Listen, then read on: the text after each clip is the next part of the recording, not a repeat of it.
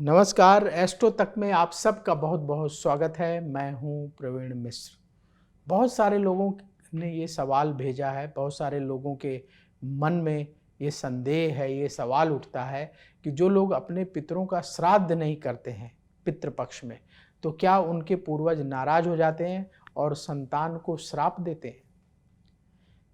ये सवाल बहुत सारे लोगों के मन में उठ रहा है। देखिए, इसका जवाब जो है मिलेगा गरुड़ पुराण में। गरुड़ पुराण में पितृपक्ष के बारे में, श्राद्ध के बारे में बड़े विस्तार से वर्णन मिलता है। तो गरुड़ पुराण में ऐसा कहा गया है कि जो लोग अपने पितरों का श्राद्ध नहीं करते हैं, जो लोग अपने पितरों का तर्पण नहीं करते हैं, उनको बिल्कुल बहुत ज़्यादा परेशान होने की ज़रूरत नहीं है। अगर आप श्राद्ध करते हैं, अपने पितरों का तर्पण करते हैं, तो उससे आपके पितर देव तृप्त होते हैं और संतान को आशीर्वाद देते हैं। जो लोग धरती में हैं, उनके वंशज उनको आशीर्वाद देते हैं। लेकिन जो लोग किसी कारणवश श्राद्ध नहीं कर पाते, तर्पण नहीं कर पाते, तो ऐसा नहीं कि उनके पितर उनसे नाराज हो जाते हैं। कभी भी हमारे जो बड़े हैं वो हमसे नाराज नहीं होते हैं, और कभी भी जो हमारे बड़े बुजुर्ग हैं वो हमें श्राप नहीं देना चाहते हैं। गरुड़ पुराण के अनुसार जो पूर्वज हैं, अगर उनकी जो धरती में संतानें हैं, वंशज हैं, वो श्राद्ध नहीं करते हैं, तर्पण नहीं करते हैं, तो ऐसा नहीं है कि वो नाराज हो जाते हैं, वो तृप्त नहीं होते हैं। तो देखिए, अगर पूर्वजों को तृप्ति मिलेगी तो प्रसन्न होंगे, आशीर्वाद प्रदान करेंगे।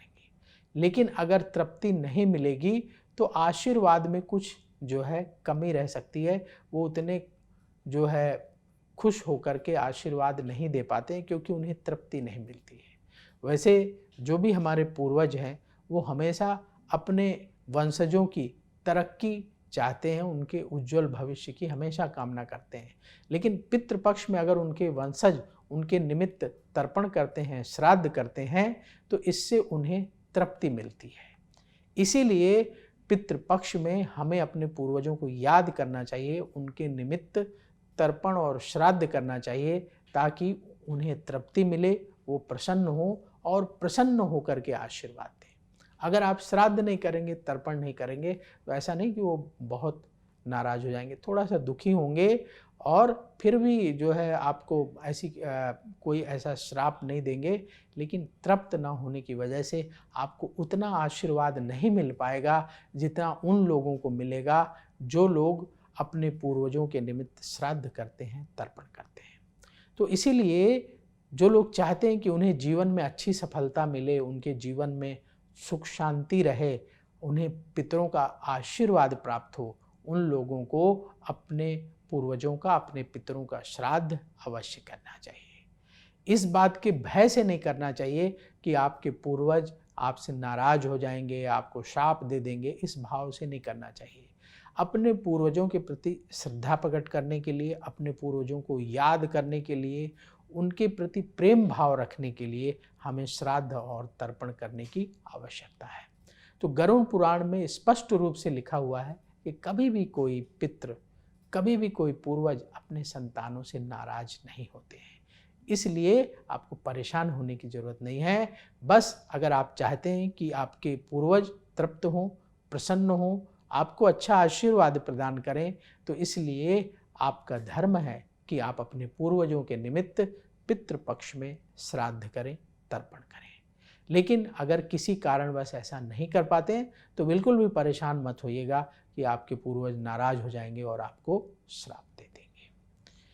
अब थोड़ी सी जानकारी आपको ये दें कि यदि आप श्राद्ध करने वाले हैं, तर्पण करने वाले हैं, तो ध्यान क्या रखना है कि पितृपक्ष के दिनों में जब आप श्राद्ध करेंगे, तर्पण करेंगे, तो अपने घर में शुद्ध शाकाहारी भोजन बना करके ही ब्राह्मणों को खिलाना है, और अपने पितरों के निमित्त यथासंभव, यथाशक्ति, जितना आपका सामर्थ्य हो उसके हिसाब से दान करना है।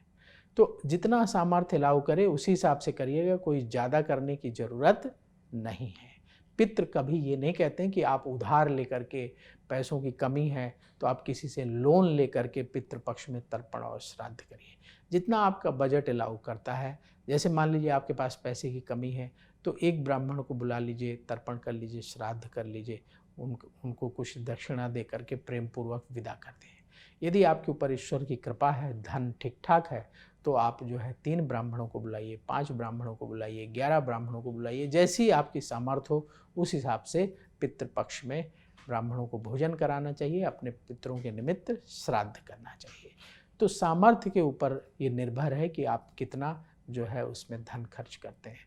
अगर धन नहीं भी है तो भी परेशान होने की ज़रूरत नहीं। आप अपने पितरों के निमित्त जल अर्पित करें, तर्पण करें और हाथ जोड़कर प्रार्थना करें कि आपके पास अभी धन का अभाव है, लेकिन आप अपने पितरों से बहुत प्रेम करते हैं, उन्हें जो है आप चाहते हैं कि वो प्रसन्न हों, आपको आशीर्वाद दें।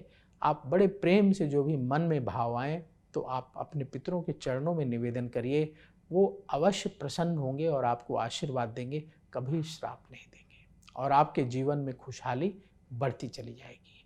तो धन से जो है श्राद्ध का लेना देना नहीं है, श्राद्ध का लेना देना भाव से है। तो अपना भाव, अपनी भावना अपने पूर्वजों के चरणों में, अपने पितरों के चरणों में समर्पित करना चाहिए। तो अभी वक्त हो चला है आपसे विदा लेने का। बहुत जल्दी फिर मुलाकात होगी। देखते रहिए एस्ट्रो तक। नमस्कार। एस्ट्रो तक ऐप पर आपको मिलेगा भविष्य से जुड़े हर सवाल का जवाब। डाउनलोड कीजिए एस्ट्रो तक ऐप और चुटकी में जुड़िए इंडिया के बेस्ट एस्ट्रोलॉजर से।